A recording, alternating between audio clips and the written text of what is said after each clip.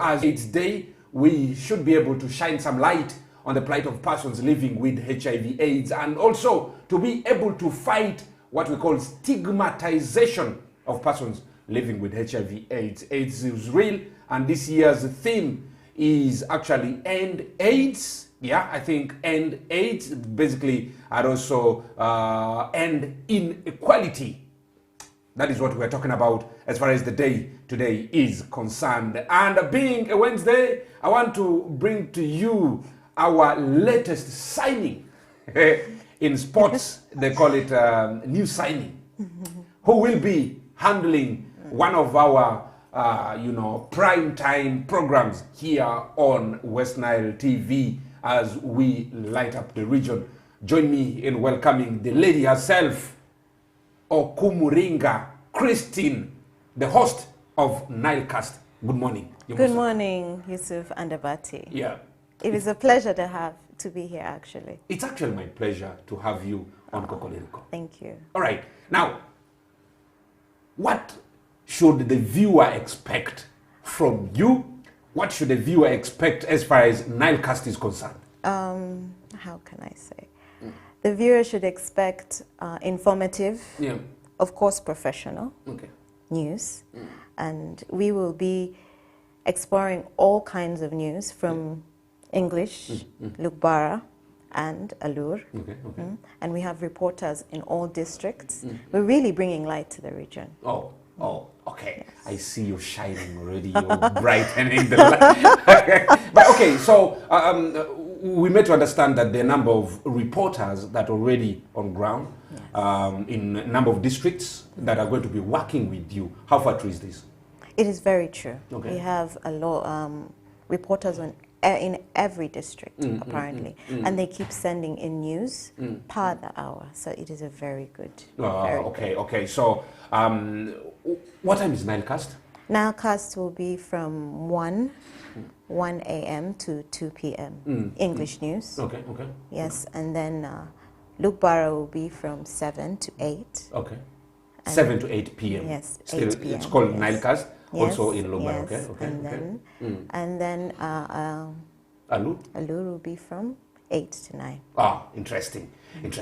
And so with all this mix of languages from West Nile, there's Alur, there's Lugbarra, then there's going to be English. What should the people outside of West Nile expect? And also specifically West Nilers outside of West Nile. West Nilers should expect, we are trying to bring light to the region. We're trying to showcase our news on West Nile TV, because West Nile needs to be exposed. We have so much in culture, we have so much in news. We need to be exposed. Yes. Okay. For a very long time, West Nile has in the past been known as the dark part of Uganda, where nothing tangible comes out of. And so with this, are you a West Niler? Yes, I am. I'm from Nebi district. From Nebi district? Yes.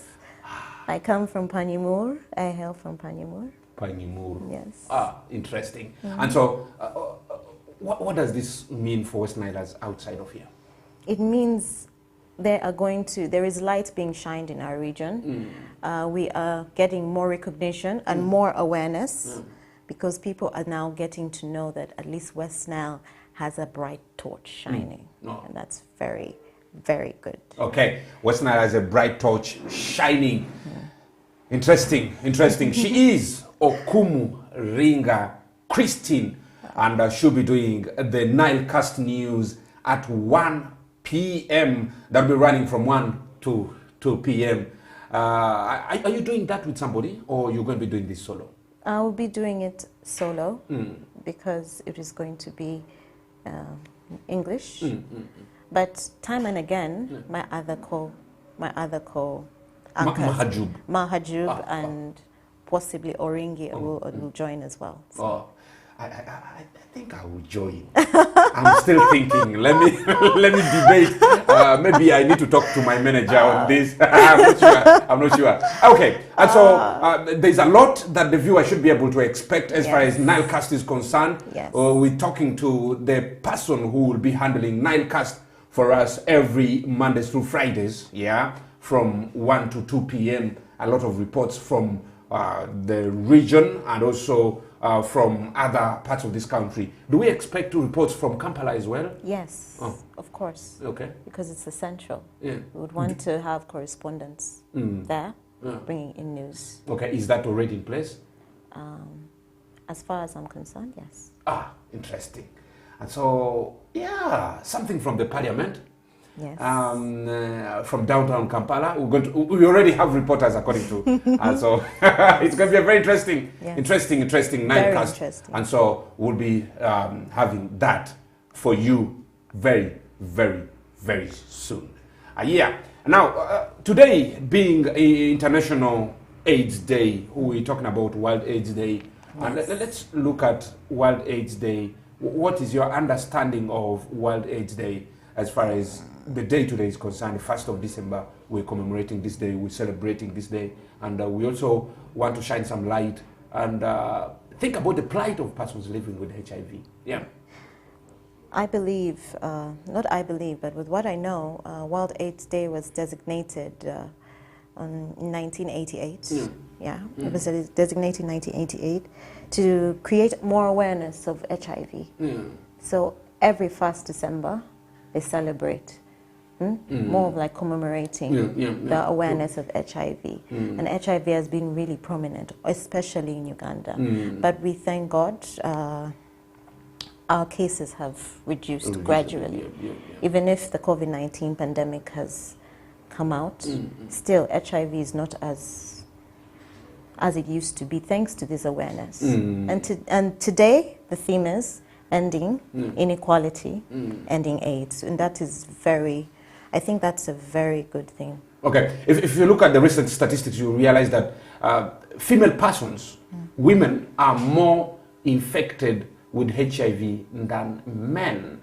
And so it gives a lot of issues as far as this is concerned. And with the theme ending inequality, ending AIDS, means if we end inequality, that means we can be able to put a stop or even reduce HIV/AIDS infection further, because there are these issues to do with the stigmatization. Yes. If you go to homes, somebody will say, it is because of you that I am having HIV/AIDS, it's because of you that I am in this condition and stuff like that. Instead of looking at how we can be able to treat or how we can be able to even live positively and save our community and even make our children better, we end up having those blame games, and most times women are blamed for this. Yes, most times women are blamed for it. And the stigmatization is it's up till today, this is the 21st century, but still the stigmatization of HIV, especially in women living with HIV. That is why this theme is actually very good, because it's ending inequality. And inequality can be related to stigmatization in very many sectors, because you see HIV people, when people find out that someone has HIV, they do not want to associate with them, they do not want to, and yet if you take your drugs, your ARVs properly, you can live a normal life, a positive life. It is more of like bringing awareness about the inequality. Well, I'm glad a number of people have come up, and the President of the Republic of Uganda also had a very, very tough fight against HIV/AIDS through his presidential initiative, which he started a long time ago, and up to now a number of initiatives that he started to basically be able to fight HIV/AIDS. It actually succeeded in one way or the other to reduce HIV infections, and also to be able to give people antiretroviral drugs. Yes. And I'm glad now there are a number of these other drugs, preventive drugs, that are in market, though I wouldn't advise somebody to be into that. Yes. For me, if you can't abstain, use of condoms. If you can't the use ABC. condoms, you abstain. And so I don't know, but for the young people, it's a hard nut to crack. That is true, because the ABC is abstain, be faithful, and use condoms. But in this day and age where technology, it's easy for you to just end up in situations where you are infected with HIV. And so most times the young people skip the B Yes, They start skip with the the- B. they They even start skip with A. they start with the C. They see, Yeah. and then go ahead Yeah. from there. But I think it's good as we reflect on this day, as we commemorate this day, we should be able to look at how we can be able to bring HIV infection to zero. That is the plan. Though I think that's a bit impossible. Though You think it's impossible? I'm not saying it is statistically, it is impossible. But when you put proper measures in place, it can actually be reduced to a certain degree, but not fully. Why do you think it's impossible? No, I'm just saying, statistically, you cannot just end AIDS. Yes, and I'm not being, I'm just saying statistically. Okay. All right, but you realize that if all efforts are geared towards this, something tangible can be done, because with what is going on now, with the antiretroviral drugs, with the preventive drugs in place, and there are these drugs that people also take after, getting exposed to HIV/AIDS and stuff like that. But a number of health workers are now trained in this. They keep advising people and stuff. So if people can be able to take this advice, take heed to the advice, a number of things can come to, the ABCs. Yes. Of course. All right, we'll take a break. When we come back, we'll be diving deep into the discussion. We have a number of issues that we want to talk about this very day today. And just this week, the Right Honorable Jacob Olanya, the Speaker of the Republic of Uganda, the Parliament of Uganda, was in Arua specifically on a mission that he termed as mission to meet the NRM? To meet the NRM representatives. Oh, okay. Yes. And so you'll tell us more about this when we come back from the break. Let's take a break.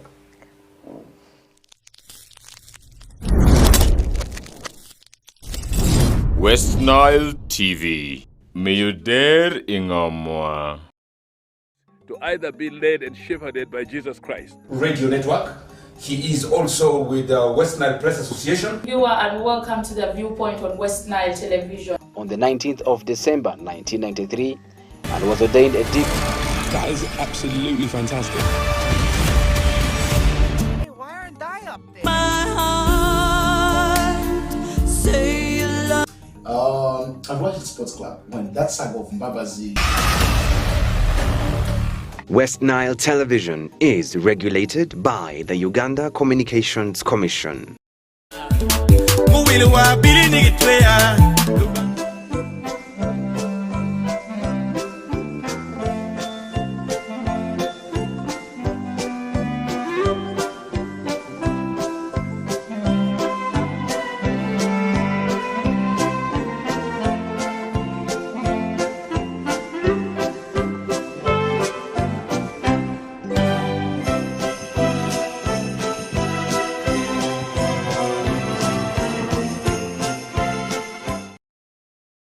Coming up next.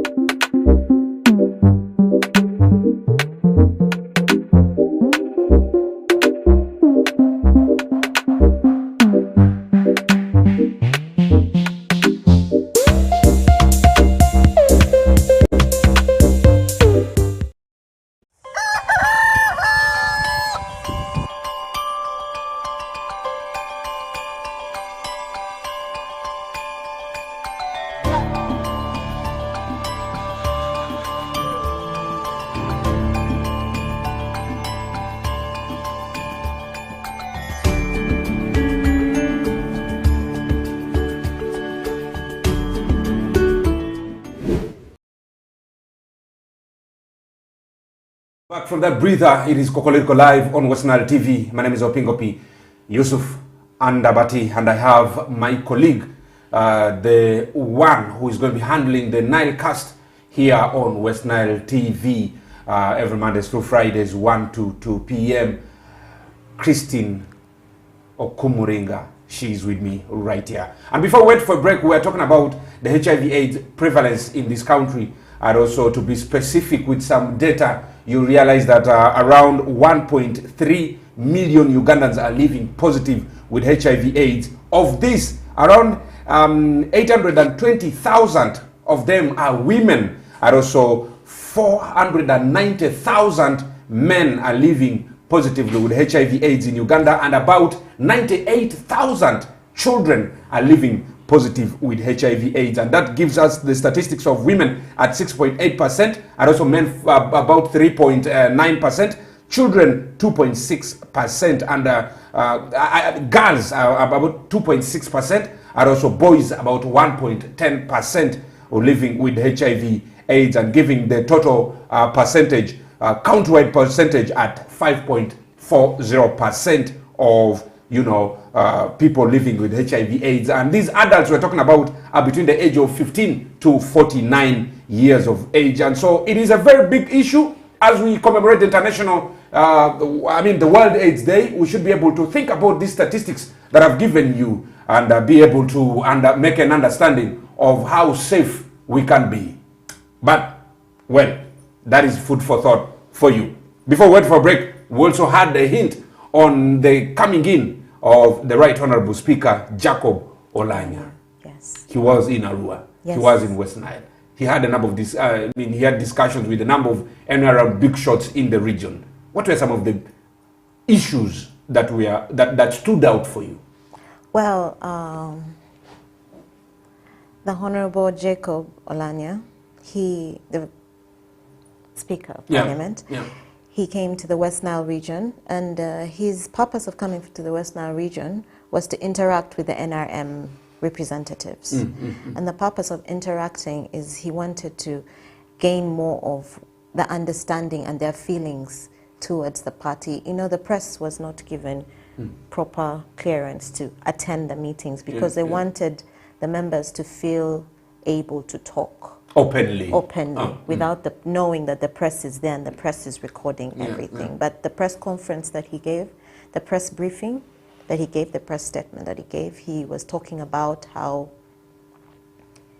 they had elections. NRM had elections on the 20th of August 2020 to elect national vice chairpersons, and he was chosen to be the national vice chairperson for the Northern region. For Northern Uganda. So when he came, he didn't come in the capacity of the Speaker of Parliament. He came in the capacity of the Vice Chairperson of NRM for the Northern region.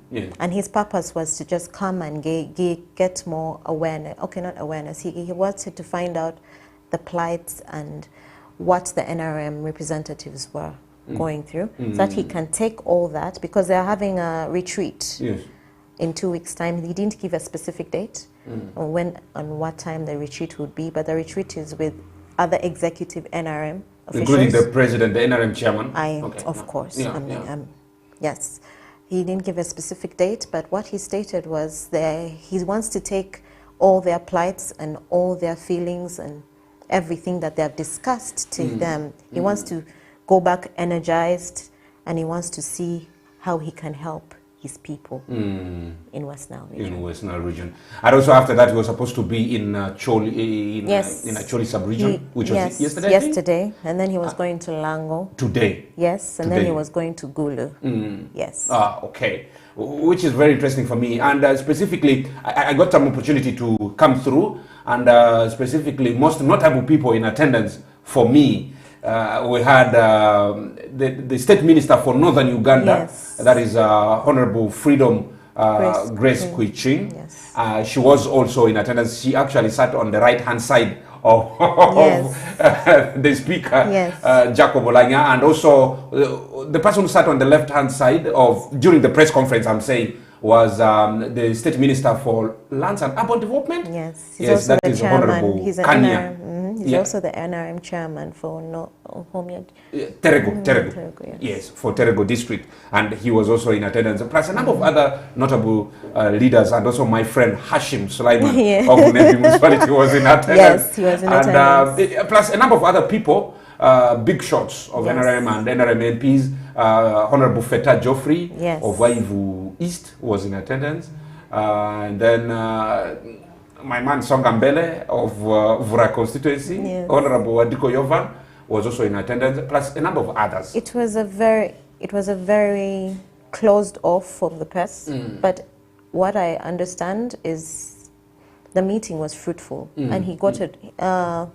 The Speaker of Parliament, he got exactly what he needed to go back. Okay. The information that he needed from the people. The information that he needed. Yeah. And for me also, most notable was Honorable Tom Aza Alero, the MP for Moyo West, in Moyo, who actually introduced his mother, who happened to be, I think, one of the first councillors one of from the first this region. women councillors. That is Aza.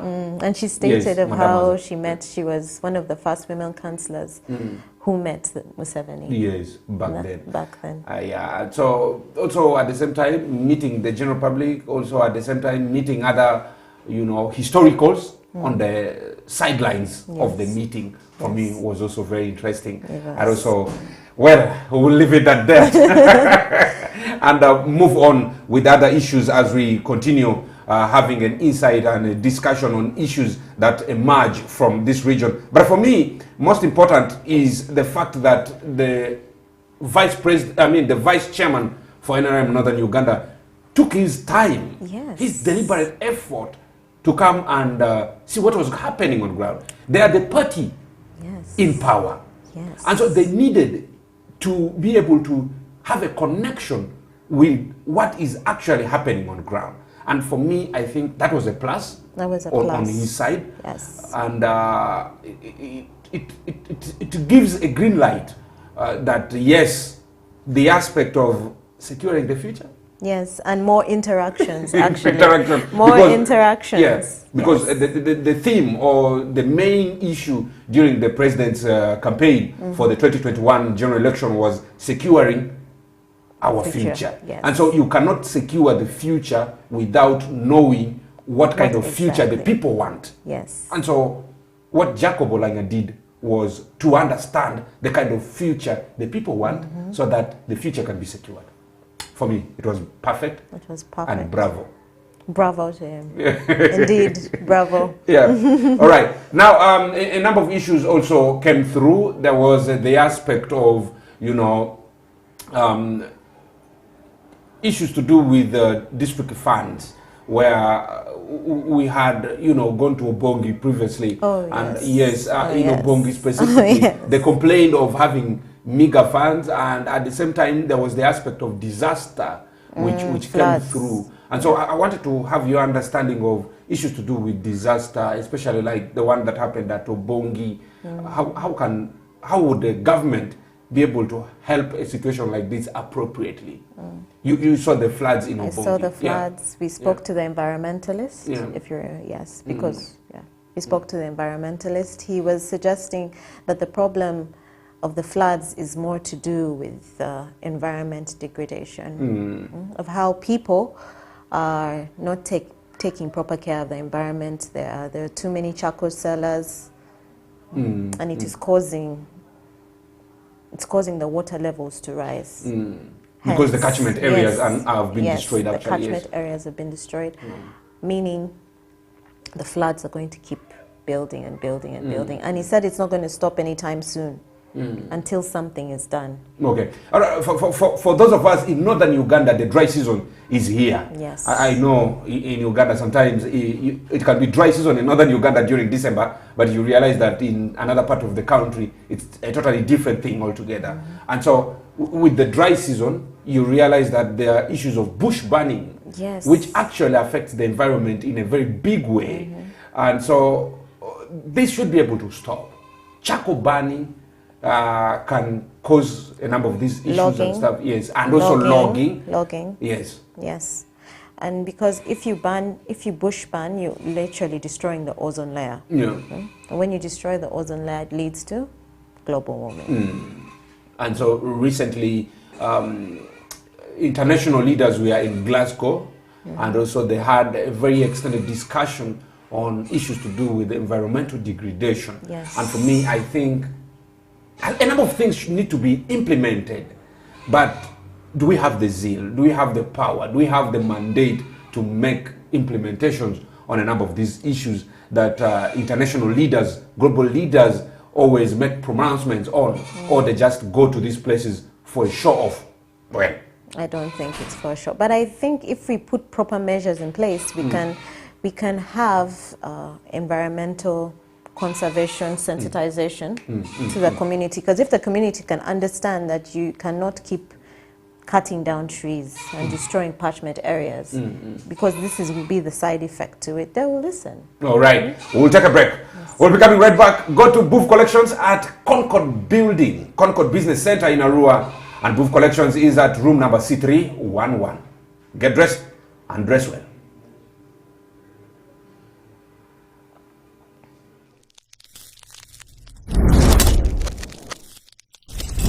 West Nile TV. May you dare ingamwa. To either be led and shepherded by Jesus Christ. Radio Network. He is also with the West Nile Press Association. Viewer, and welcome to the Viewpoint on West Nile Television. On the 19th of December 1993, and was ordained a deacon. That is absolutely fantastic. Hey, why aren't I up there? My heart, say you love. I've watched the Sports Club when that saga of Mbabazi. West Nile Television is regulated by the Uganda Communications Commission. To either be led and shepherded by Jesus Christ. Radio Network.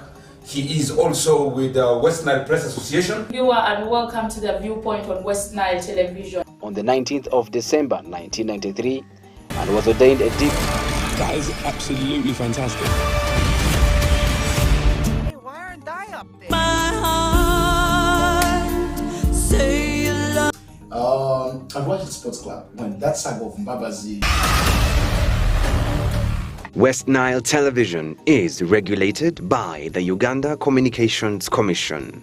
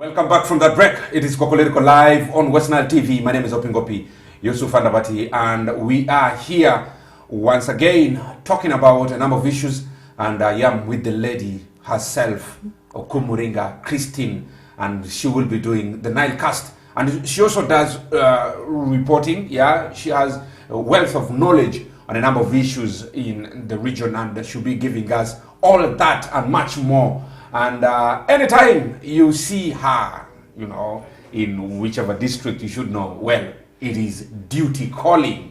Of course, West Nile TV, as always, we're lighting the region. We're still talking about a number of issues, and specifically this month, December, I think brings with it the aspect of ending grasshoppers as well. We had the grasshopper season, the whole of November. Yes. I enjoy it personally. I love it. And it's a Ugandan delicacy. I know. It's a Ugandan delicacy. Yes, I do. And so there was a report you did about grasshoppers. Oh, yes. In a rural city. And so bring us up to speed with this. How do people do this? How do people collect what we eat? Because for me, all I see is on the plate. And that is where I start from. It's a long process. They wait for the grasshoppers. They wait for when it's evening time for the grasshoppers to come as a swarm. And while the businessmen, they have their rusty old oil barrels with their mabati, put all there with the bright lights to attract the grasshoppers. So when the grasshoppers are attracted, that's when they come and they put a sack at the end. So that when the grasshoppers hit the mabati, they just fall straight in. They just keep dropping it. So it sounds like raindrops. When there's so many, it sounds like raindrops. This happens in the wee hours of the night? Yes. Even when we are sleeping? No, it actually starts around 9 to the wee hours and different times, I think intervals at night. Okay. Yes. And so, but for me, the most important bit that I loved was the business aspect of it for the women. Yes, because a lot of women have gotten their livelihood this month of November through that. I know. It has given them something to do, and it has provided for them enough profit that they can take home and they can feed their children. And that's a very good plus for this season. But I think something that the women in West Nile need to take into account, or the people who deal in grasshoppers in West Nile need to take into account, is processing this thing. Value addition. Yes, I because agree. value addition is lacking in grasshopper management, if I may say, which is, well, just for 4 weeks, the month of November, it's lacking. But if you go to Masaka, if you go to Kampala, you realize that there is some value added to it. And so with the value addition comes price increment. Of course. With the price increment comes better financial, benefit for he who or she who deals in the grasshopper. And so the people here need to look at that, because all I see in the market is women bring it, some even when they're still alive, they want to run away. You get them in a cup, you pour sometimes 1,000, 2,000 in a cup full of it. Yeah. So if there was some value added, probably a cup of grasshopper would go for 10,000 or something. In Kampala, a cup of grasshoppers goes for 8,000 to 10,000. And that is downtown. Yes. So now around the areas of uptown, it's like 15,000 to 20,000. The northern part of Kampala. Yes, the northern part of Kampala. So, which for me, the people here need to embrace. They need to have an understanding of that. I know the same happens even in Gulu, in Lira, but we need to have issues to do with value addition so that we know this is better. Because now that Uganda Airlines wants to include grasshopper on its menu, don't you think this is a plus? Do you remember that scandal? I know. He had to write an apology letter. Yeah. Oh my God. The man who was vending grasshopper aboard Uganda Airlines. They wanted to arrest him. Yeah. Oh gosh. It was a scandal. I know. But I think that's how they realized they have to include it in there. Because it's a delicacy. It's a delicacy. Yes. And so the man even said he was just doing this for TikTok. He wasn't actually doing something serious, I don't know whether our viewers actually saw that. But it was trending everywhere. Yeah, it was trending. Just like people sell biscuits, water aboard buses in Uganda, is exactly what the gentleman was doing. And Ugandans? Hey, you give me a 2,000, okay, you give her stuff like that. So, but it was something very interesting. I don't know, in one way or the other, it tarnished the image of Uganda Airlines. Yes, it but did. On the other side, it was total comedy. Total comedy but for me. But still, bad publicity is still good. Is still publicity. Okay. Bad publicity is still good. You're in the category who believes in bad publicity is good publicity. Publicity is publicity. Whether it's bad, whether it is good, it is seriously? All right. But okay, now Uganda Airlines wants to include this on their menu. But now, for me, this is a seasonal food. Yes, it is. Most times it only happens in the month of November. Yes. The whole year. So does it mean that they will only include it in the menu for November? Or it's going to be a year-long thing? I think it might be a year-long thing. Makerere University wants to start the project of breeding grasshoppers. Yeah. I don't know how far they've gone with it, but It's been something that has been there since 2016 or 17. 16, really? Yeah, around 17, 18 there. Makerere University had, wanted to breed, like you've said, grasshoppers. But now, up to now, I don't know. We still depend on nature. And so if nature dictates that we are not going to have enough of them, we miss out. But we need to find out more about preservation of grasshoppers. How do they preserve them? How do they package them? Because, I mean, there is a website called Owino Market. Yes. They sell a kg of grasshoppers for £9. £9. That's quite some money. That is like 34,000 shillings. That's some money. 1 kg. 1 kg. But it's worth it. Yes. It's worth it. It is. All right. Now, as we probably move forward, there was the aspect of the Nubian culture. Oh yes. The Nubians had in Arua. If you get to realize that the Nubians are dotted throughout major towns of this country. They speak, for your information, they speak a kind of Arabic in a way. Arabic, which is diluted by now another influence of the local language, mostly Kiswahili, and also probably Logbara and Nubian. Yes. The Nubian language. Yeah, of course. You realize that Nubians mostly live in Arua. Yes. And in Bombo. There are more Nubians in Bombo than actually in Arua. And there are also some in Mbale and some parts of Kampala. And so the origin is, I hear, the Nuba Mountains of South Sudan. I don't know. What did you find from the culture of What Ghana? I found out is the Nubian culture comes from South Sudan. Yeah. So they migrated from South Sudan and they came down to Uganda. And they came down as Sudanese, and they were actually servicemen to the British Crown. Yes. Okay. So when they came down, they moved to Kenya, they moved to Tanzania. So they came with the Jones Peaks and the rest, those who as servicemen, pretended to have discovered the Nile? As servicemen. Okay. So they moved down to Kenya, they moved down to Tanzania and Somalia, and then they found their way back to South Sudan. But even as they came back, they were like strangers in their own land. They're considered a culture that are strangers because they keep moving from... And the language kept varying a little bit. Exactly. Yeah. So the swearing in of their chief Mulki Tanubi, Jaffa, he's called Jaffa Yusuf Oyobo. Yeah. He's actually, he works with Bank of Uganda.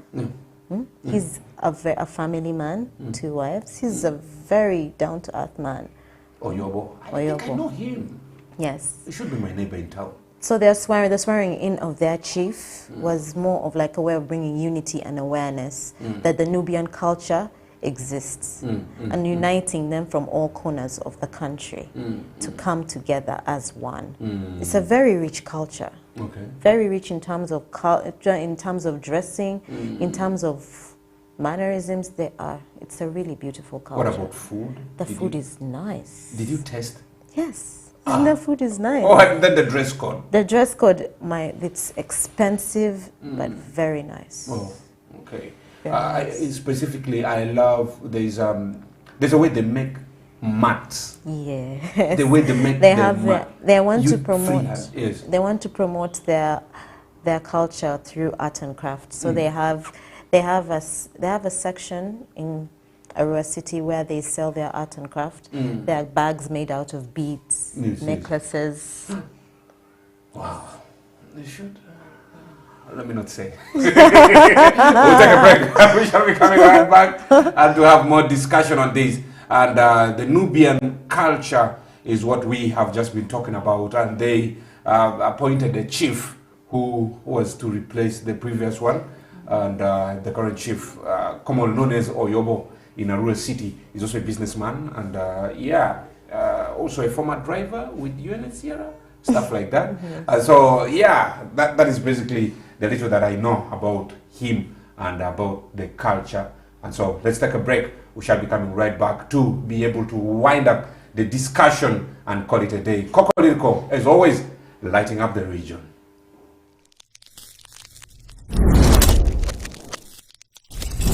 West Nile TV. May you dare ingamwa.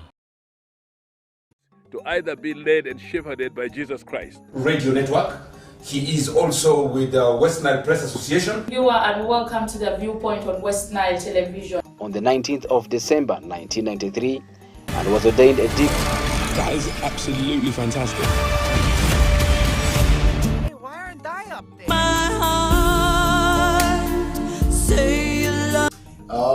I've watched the Sports Club when that saga of Mbabazi. West Nile Television is regulated by the Uganda Communications Commission.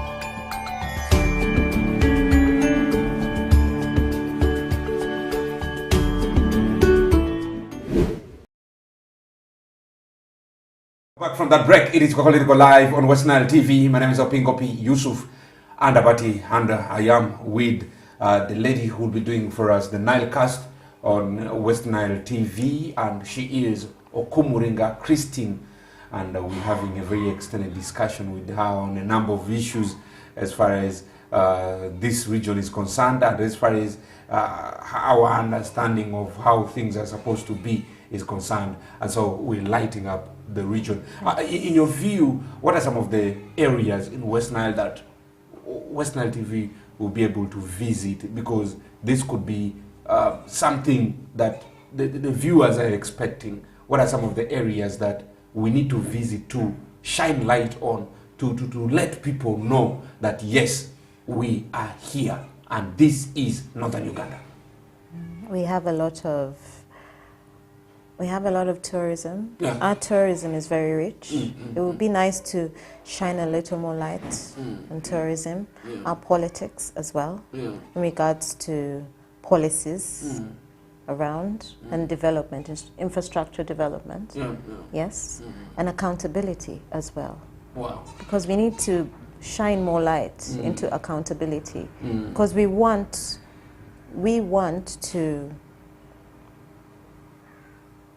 build our West Nile region. And that comes with, like you said, issues to do with accountability. Accountability. How accountable are the leaders Exactly. to the people? Yes. And basically, we're not going to do, how do they say, the NGOs have a term they normally use. For us, we'll be doing accountability, not sensitization or something like that. No. Both will sensitize the community to protect the environment, but we will be demanding for accountability from the leaders, yes. especially leaders at district level. Yes. Well, the MPs, well, they could be there at the national level. They could just do as much. Yes. But the people who implement development agenda are the LC5s, the cows if a chief administrative officer of a particular district is hell-bent towards corruption, you should know this district is bound to go backwards. And for me, I always say, if you, as an inhabitant of a district, sees that your LC5 and your cow are always moving in the same car or having lunch in the same place, you should know that your district is dead. I'm telling you, because the other one accounts the cow. The LC5 is always hands off, eyes on. He monitors the projects that the cow accounts for. And so if you see them moving together, that means something is fishy for me. What are they accounting for? What are they accounting for? Yes. Yes. There is normally, in a normal situation, in a developing district, there's always a friction between the LC5 and the cow. Because the cow normally wants like this, the LC5 wants like this, because this is what the people want. Yes. So for me, I think that's where I would wish to say it. And there are some projects that need to be shined light on. There's so many projects that need to be shined light on. For example, the Mango Road. Yes, exactly. There's so many projects. And well, Mango Road in Arua City, we've talked about it time immemorial. And the money was eaten. There was corruption. The number of people who have been accused of corruption, others interdicted, and then others are still, the court process is still ongoing. And so they cannot go ahead to develop that road, to construct the road, because it's still in the courts of law.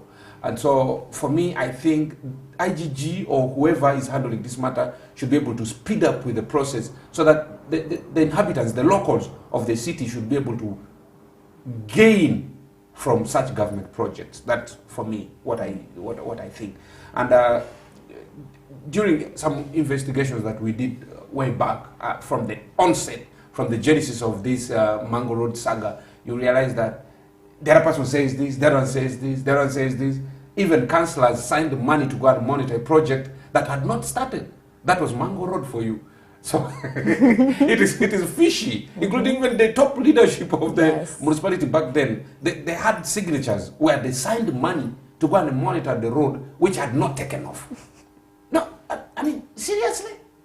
And these monies were signed from the office of the CFO, the chief, accountant of the municipality, and also the town clerk and stuff like that. So I think we need to do much more on corruption, on fighting corruption, so that the people can be able to benefit from the services that the government is giving them, because people pay tax. We pay tax. We do. You pay tax. Yes, we do. Every month. And so it hurts a lot for such monies to go to waste. And for me, I think it doesn't deserve that kind of treatment, the monies that we pay to. Yes. To look at the garbage behind the market area. Have you gone there recently? Yes. I was there on Monday. I was there. And I saw the skips of garbage in that part of, the town. It's just behind the office of the Prime Minister, Nebanja's office in Arua City. There's heaps and heaps of garbage dumped on the wall of Right Honorable Prime Minister Nebanja's office of Arua.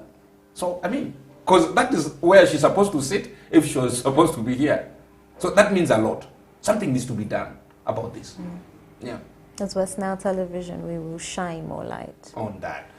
Well, our time is virtual up, and we are coming to the end of our discussion this very morning, and with Okumuringa Christine, who will be doing Nilecast every Mondays through Fridays here. We're just shining light, and we're introducing her to you, the viewer.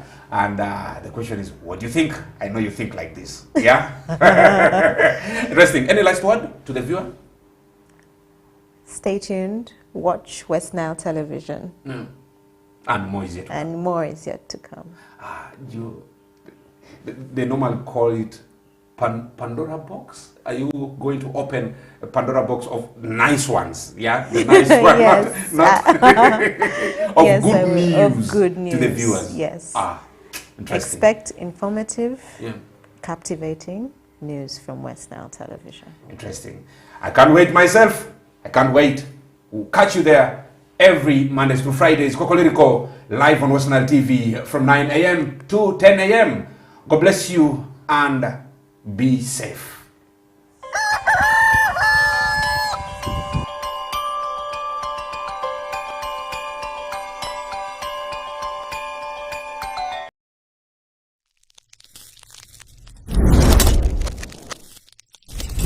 West Nile TV. Mayuder Ingamwa.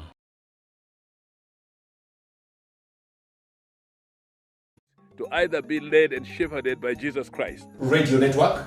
He is also with the West Nile Press Association. Viewer, and welcome to the Viewpoint on West Nile Television. On the 19th of December 1993 and was ordained a deacon. That is absolutely fantastic. Hey, why aren't I up there? My heart, say you love.